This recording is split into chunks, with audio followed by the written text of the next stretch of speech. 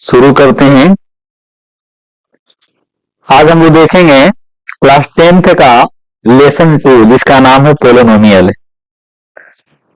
तो आइए क्लास को शुरू करते हैं। चैनल पे अगर पहली बार आए तो सबसे पहले आप हमारे चैनल को सब्सक्राइब कर लीजिएगा और वीडियो को अपने दोस्तों के साथ साझा कर दीजिएगा।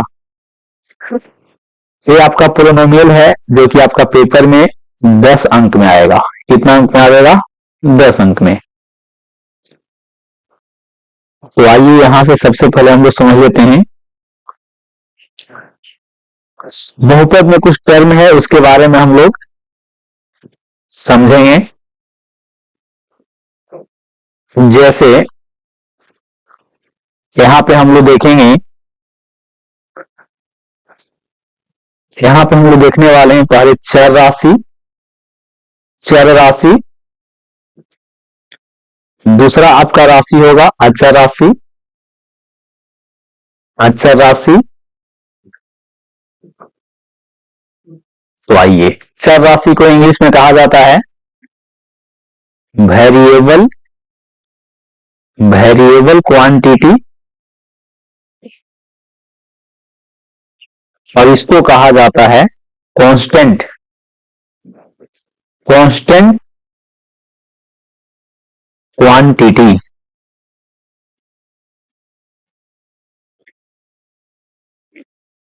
वैसी राशि, वैसी राशि, वैसी राशि जिसका मान, जिसका मान हमेशा, जिसका मान हमेशा बदलता है, उसे हम लोग क्या कहेंगे? टोटल कहेंगे। टोटली सुनिला, उसे हम लोग चर राशि कहते हैं। जैसे A to Z, A to Z को क्या कहा गया है? चर राशि। और वैसी राशि, वैसी राशि जिसका मान, जिसका मान हमेशा, हमेशा नियत होता है, नियत होता है। जैसे एग्जाम्पल, एग्जाम्पल में आपका होगा all, all real number, all real number. कोई भी आप रियल नंबर ले लीजिए, जैसे कि 0, 1/2, 3/4, √2, 5, 3/5, और भी कोई एग्जाम्पल ले सकते हैं। उसके बाद यहां पे एक टर्म है जिसका नाम है पद, पद जिसको टर्म कहा जाता है।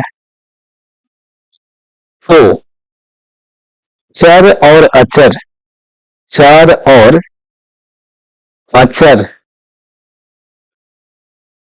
चर और अचर के गुणनफल को,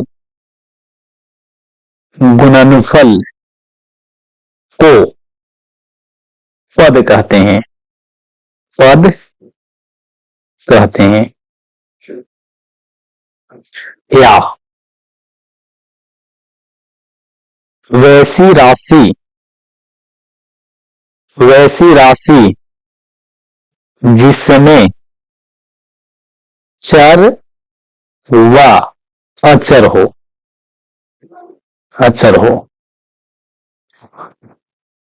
उसको हम लोग क्या कहेंगे? उसको हम लोग पद कहेंगे। जैसे एग्जाम्पल आप लोग देखना चाहो तो देख सकते हैं। एग्जाम्पल आपका होगा 2x 3x², 7/2 of xy etc।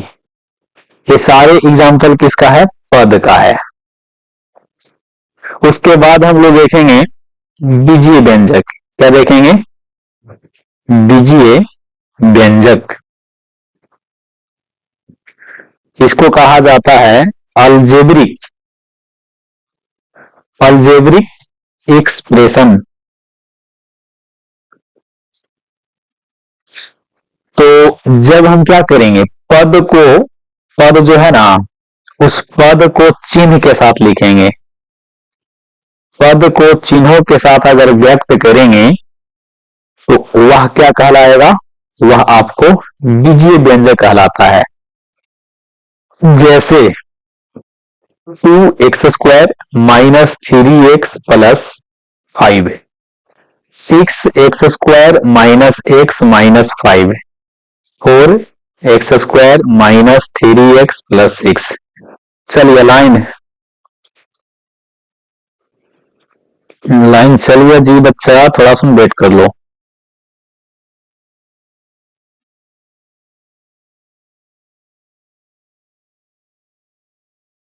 आइए देख लेते हैं। तो ये आपका कहलाएगा बीजीय व्यंजक। उसके बाद यहाँ पे हम लोग देखेंगे बहुपद। क्या हम लोग देखेंगे, बहुपद देखेंगे। आइए दोस्तों समझते हैं बहुपद।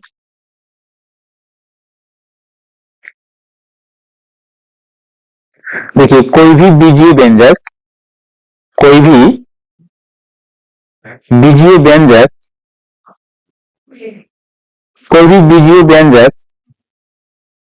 बहुपद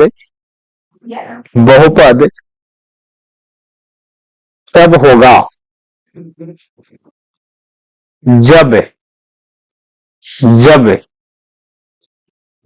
चर राशि का घात हमेशा धनात्मक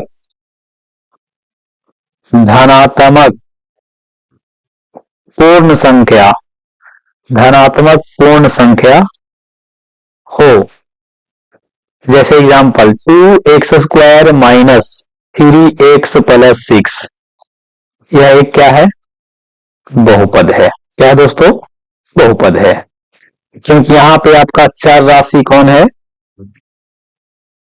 चर राशि आपका x है, और x का कोई भी घात जो है वो क्या नहीं है, वो ऋण नहीं है, ऋणात्मक नहीं है, साथ में परिमेय संख्या के रूप में नहीं है, अपरिमेय संख्या के रूप में नहीं है, यानी कि हम बोल सकते हैं कि वो आपका किस रूप में है, धनात्मक पूर्ण संख्या के रूप में है।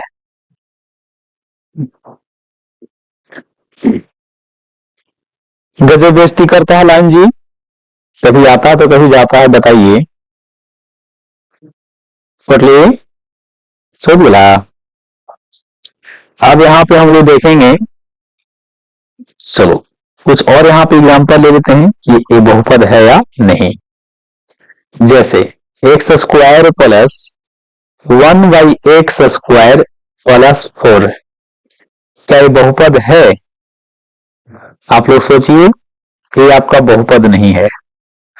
बहुपद होने के लिए जो यहाँ पे चर राशि है उसका पावर आपका पूर्ण संख्या होना चाहिए, धनात्मक पूर्ण संख्या, मतलब धनात्मक पूर्णांक होना चाहिए। यहाँ पे हम देख पा रहे हैं कि x का पावर -2 है।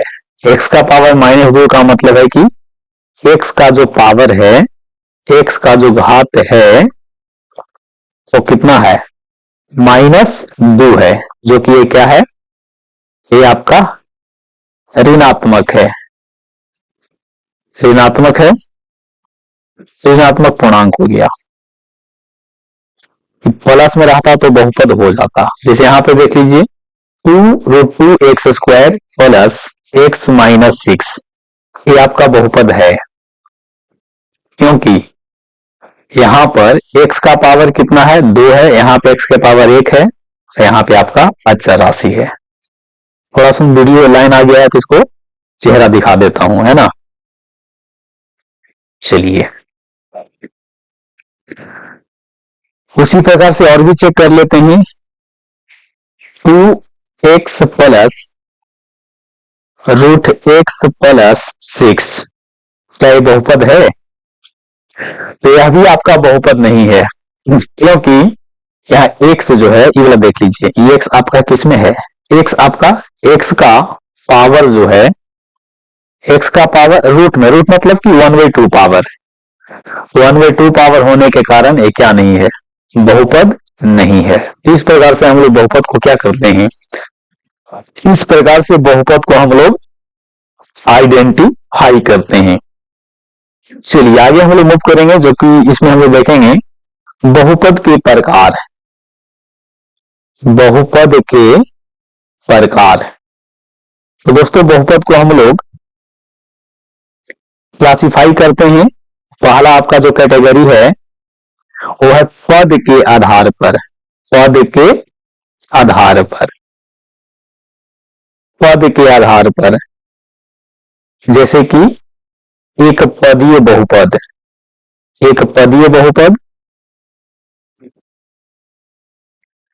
दूसरा है आपका द्विपदीय बहुपद, द्विपदीय बहुपद।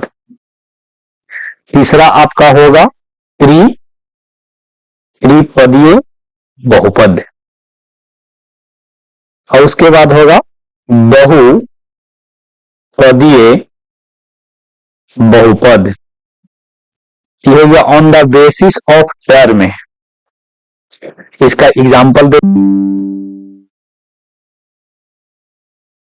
इसका एग्जाम्पल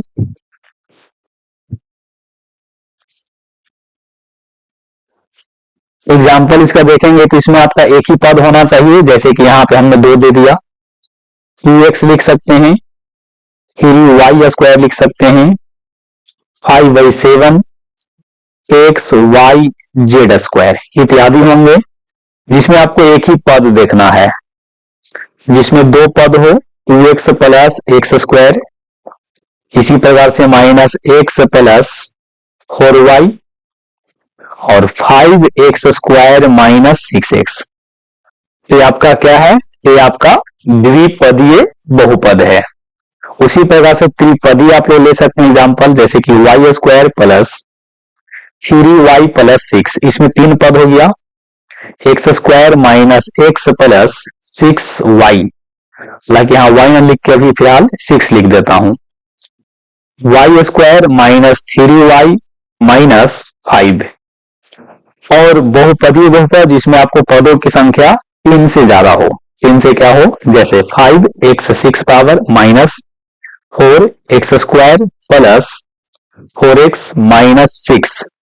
ये आपका देख लीजिए कैसा है, ये आपका बहुपदीय है, इसमें पदों की संख्या 3 से ज्यादा है, और 3 से ज्यादा है तो उसको हम लोग क्या कहेंगे?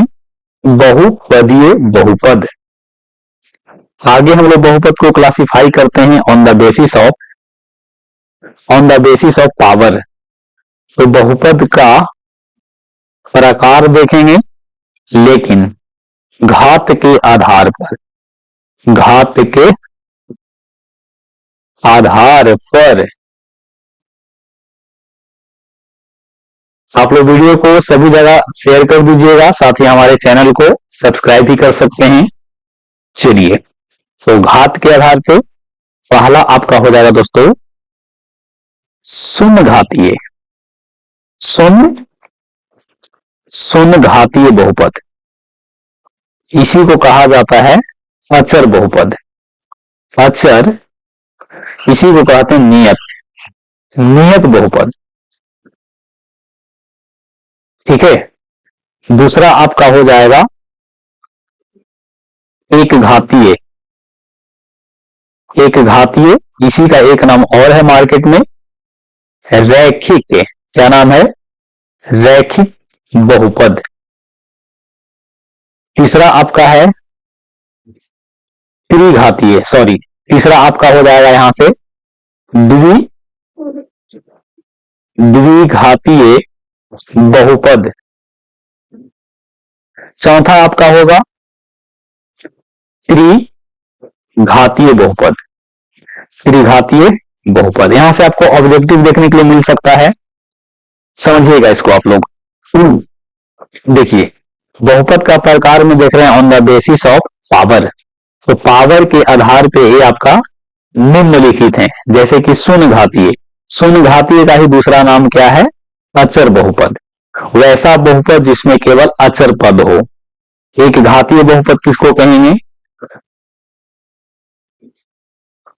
एक घातीय बहुपद किसको कहेंगे? वैसा बहुपद जिसमें सिर्फ चर राशि का एक ही पावर हो। जैसे एग्जाम्पल आप लोग देख लो, 2x plus Y, 3x minus Y. और भी एग्जाम्पल देखना चाहेंगे तो देख सकते हैं, 6x minus 3y plus 6, 5x minus 2y minus 6। ये सब आपका क्या है? एक घातीय है। एक घात है लेकिन यहाँ पे दो चर है। चर के रूप में एगो x है, एगो आपका y है। तो यहाँ पे अचर पद आपका ये वाला हो गया। द्विघात द्विघातीय बहुपद क्या होगा? जिसमें आपका अधिकतम पावर कितना होना चाहिए? अधिकतम पावर 2 होना चाहिए।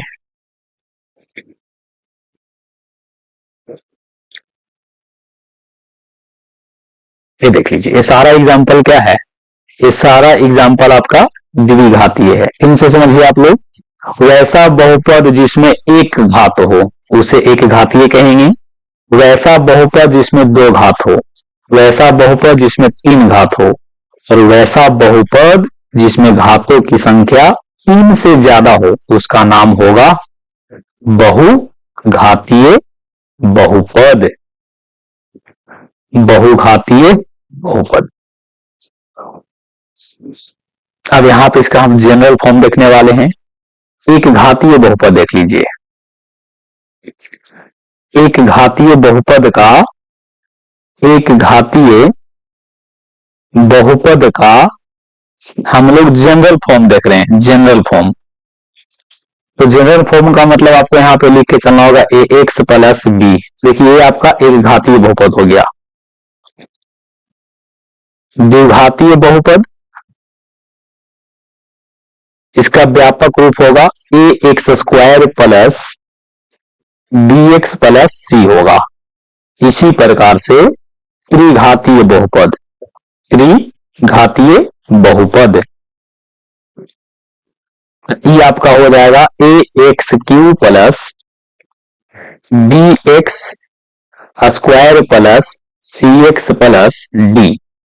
यहां पे कंडीशन है कि एक्स का मान, सॉरी, यहां पे कंडीशन आपका है कि ए का मान 0 नहीं होना चाहिए।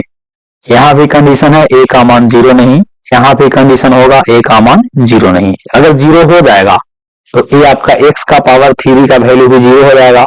ये वाला टर्म आपका कैंसिल हो जाएगा, खत्म हो जाएगा। फिर उस स्थिति में बच जाएगा आपका द्विघातीय। तो देखिए, ये है इसका व्यापक सूत्र। व्यापक रूप लिख देंगे तो अच्छा रहेगा। ये आपका व्यापक रूप है। एक घातीय बहुपद में शून्यंकों की संख्या कितना होगा? 1 होगा। द्विघातीय में 2 होगा, ठीक है, और त्रिघातीय में 3 होगा। जितना पावर होगा उतना ही इनका शून्यंक। जैसे कि यहां पे कहते हैं एक्स स्क्वायर माइनस 16, ये एक बहुपद है। क्या है? बहुपद है। अगर इसके बराबर में 0 लिख देते हैं, जैसे कि एक्स स्क्वायर माइनस 16 बराबर 0, ये आपका बहुपद नहीं है बल्कि क्या है? ये आपका समीकरण है। क्या है दोस्तों? समीकरण है। तो चलिए कुछ और हम लोग देख लेते हैं।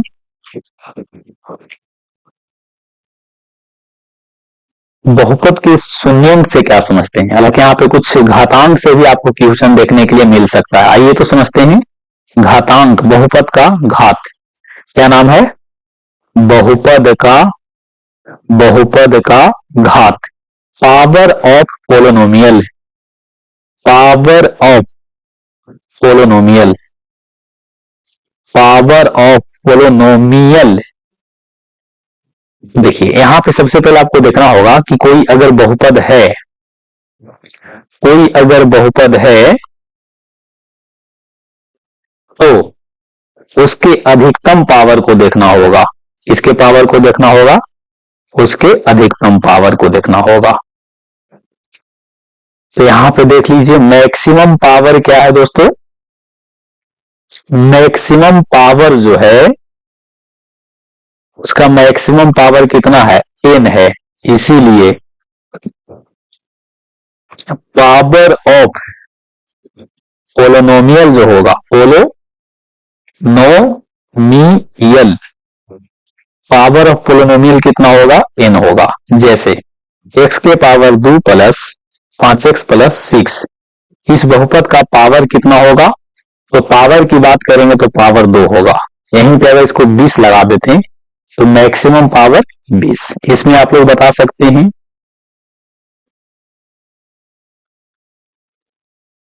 इसका पावर कितना होगा? इसका पावर आपका 7 होगा। क्लियर? कॉन्सेप्ट क्लियर है ना? इस प्रकार से हम लोग बहुपद के बारे में बेसिक जानकारियां हमने हासिल कर लिया। ये हो गया बहुपद का घात। कभी कभी बहुपद के घात में आपको गुना करके देता है, उसको भी आप लोग देख लीजिए, ऑब्जेक्टिव यहां से आ सकता है। जैसे x के पावर 5 प्लस 2 हो गया, और यहां से x के पावर 3 प्लस 6, इसको आपको हल करना पड़ेगा और हल करके इसको पावर को देखना होगा। तो यहाँ पे देख पा रहे हैं कि इसमें आपका पावर कितना है? इसमें आपका 5 पावर है और इसमें आपका कितना है? 3 पावर है।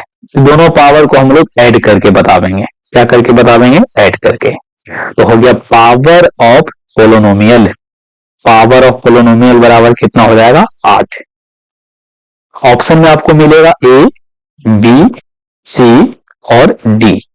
8, 2, 15, 10। कुछ लोग इसको आंसर मारेंगे 15 गुना करके, जो कि बिल्कुल गलत है। इसको हम लोग जोड़ करके बनाते हैं। ये गुना में है तब, अगर यही आपका भागा में होता तो 5 में से 3 को घटा के बता देंगे, जो कि कितना हो जाता? उस स्थिति में 2 हो जाता।